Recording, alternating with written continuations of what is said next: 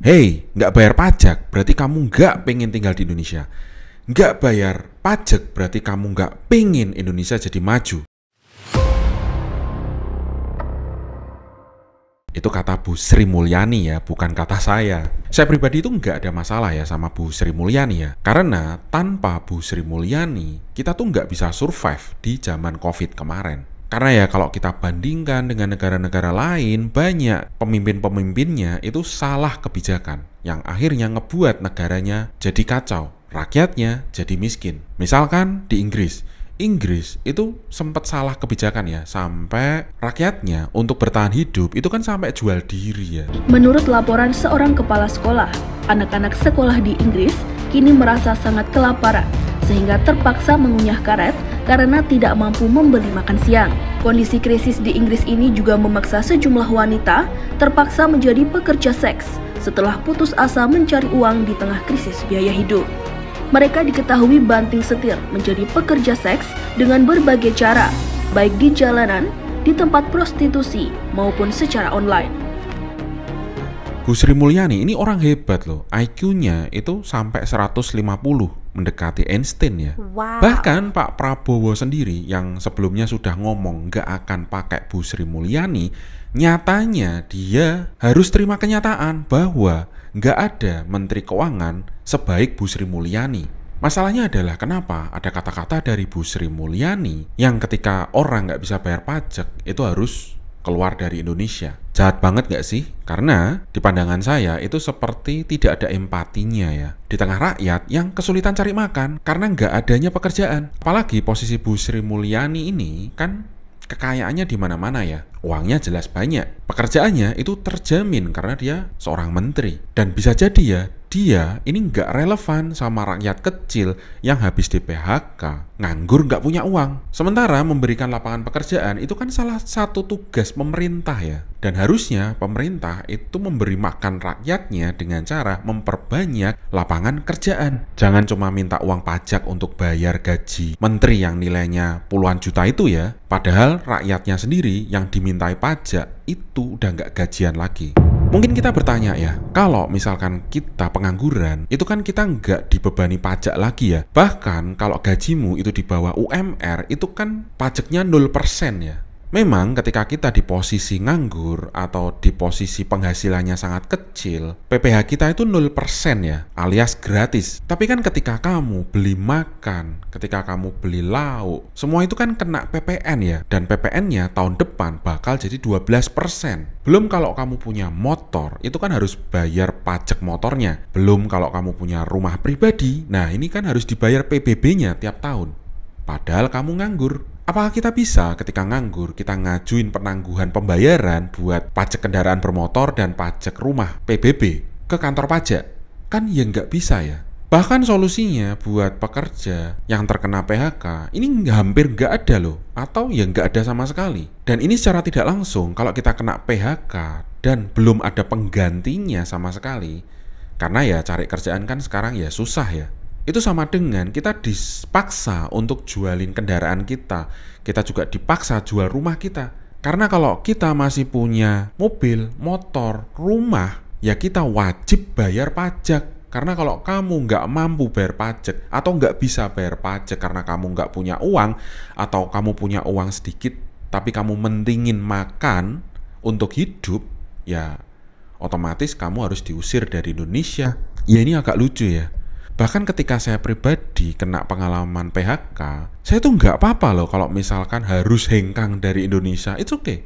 Tapi negara harus memfasilitasi dong. Misalkan saya nggak mampu bayar pajak nih, dilempar ke negara lain, dibuang di negara lain. Entah itu Kanada, Finlandia, Norwegia, Australia, Jepang, Korea, it's okay lah. Karena di sana lapangan kerjaan tuh juga banyak gitu loh dibandingkan di Indonesia, dan gajinya itu jauh lebih layak ketimbang UMR yang ada di Indonesia. Karena UMR yang ada sekarang itu tidak bisa ngimbangi inflasi yang terjadi. Dan gak heran ya, kita melihat orang agar bisa makan itu sampai makan tabungan. Bahkan beberapa orang itu udah gak makan tabungan lagi karena tabungannya udah habis. Akhirnya larinya kemana? Ya ke pinjol, gadai kendaraan, gadai rumah, gadai emas, pinjam uang ke koperasi, ke bank titil, ya agar bisa makan dengan layak. Ya ini aneh ya, karena pajak di Indonesia ini kan sebenarnya nilainya itu nggak gede-gede banget. Nilainya itu sekarang cuma 11%. Tahun depan jadi 12%.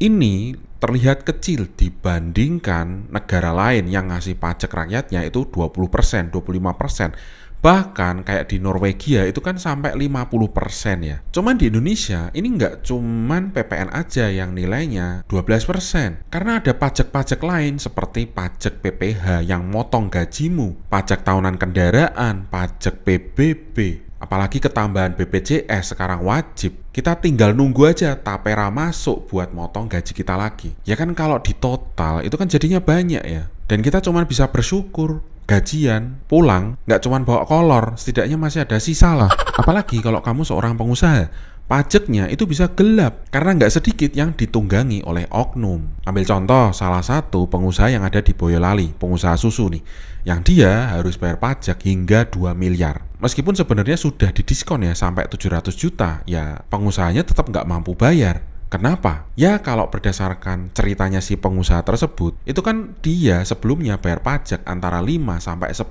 juta per tahun ya. Lah kok tiba-tiba jadi 2 miliar? Kan konyol ya. Apakah nilai 2 miliar ini agar si pengusaha mau bernegosiasi dengan para oknum ini? Ya nggak tahu ya. Namanya juga oknum kan. Loh tapi secara sisi, kalau kamu patuh pajak yang ada, usahamu malah amsyong.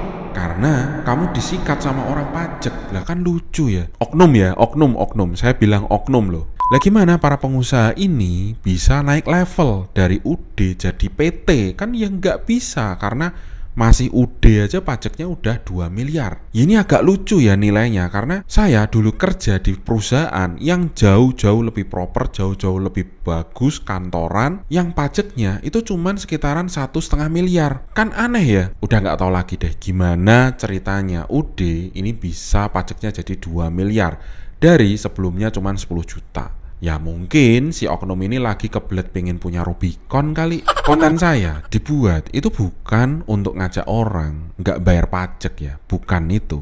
Saya sebagai masyarakat boleh nggak minta ke pemerintah itu transparan dalam hal pajak. Kalau saya bayar pajak, pajaknya ini kemana? Apakah buat beli Rubicon para oknum atau buat bangun jalan? Nah ini yang bener yang mana? Dan ini nggak cuma di level kementerian ya, bahkan di level lurah aja kita tuh nggak tahu loh lurah kita tuh siapa, nggak tahu loh lurah kita kerjanya apa. Bahkan saya yakin kamu bakal lebih tahu kerja RT RW-mu tuh ngapain aja dibanding lurah kamu, bener nggak? Jadi ya undang-undang perampasan aset itu harus segera disahkan.